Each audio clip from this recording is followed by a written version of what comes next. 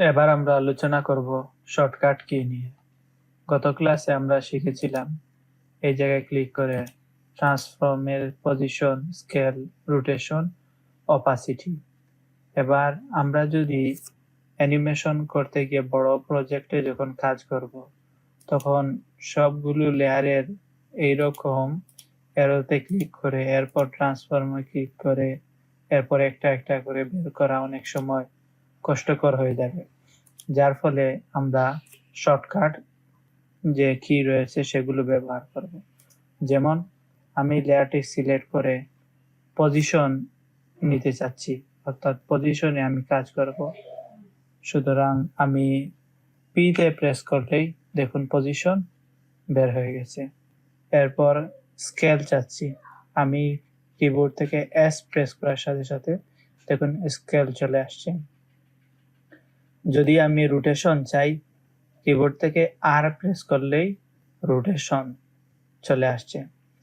আর যদি চাই অপাসিটি, তাহলে টি তে প্রেস করলেই অপাসিটি চলে আসছে। সহজে মনে রাখার জন্য দেখুন পজিশনের শুরুতে রয়েছে পি, তাই পি। এরপর হচ্ছে স্কেল, এর শুরুতে এস, স্কেল।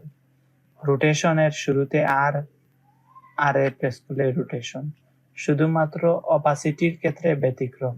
এটি মনে রাখার জন্য ট্রান্সফর্ম এর শুরুতে টি, তাই এই টি তে প্রেস করলে অপাসিটি চলে আসবে।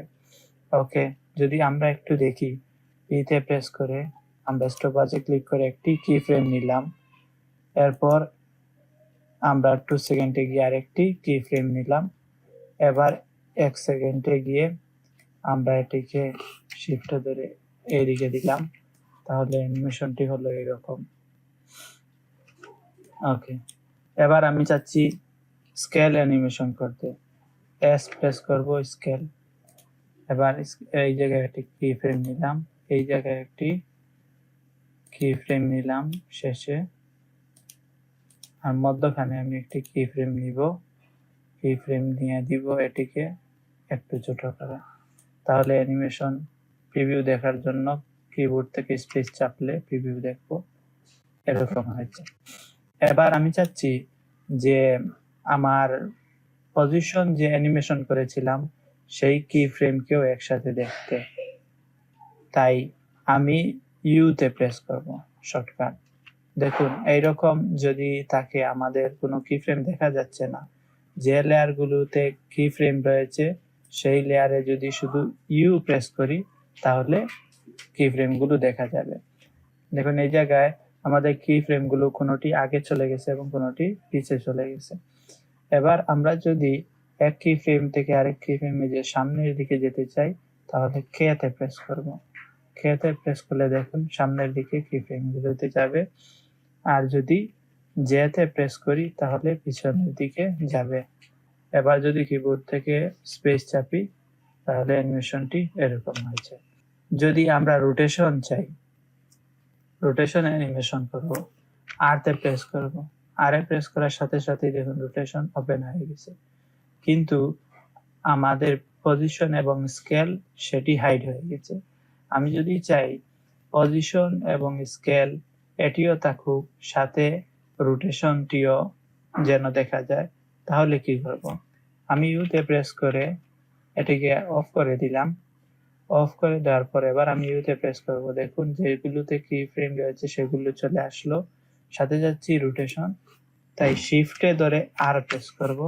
দেখুন রোটেশনটিও অন হয়ে গেছে। এবার আমি একটি কি ফ্রেম নিব, খেতে প্রেস করব, পরের এই জায়গায় চলে আসলাম, এই জায়গায় একটি কি ফ্রেম নিলাম, খেতে প্রেস করব, আর একটি কি ফ্রেম নিলাম। এবার জেতে প্রেস করব, এই মধ্যখানে টিতে আসলাম।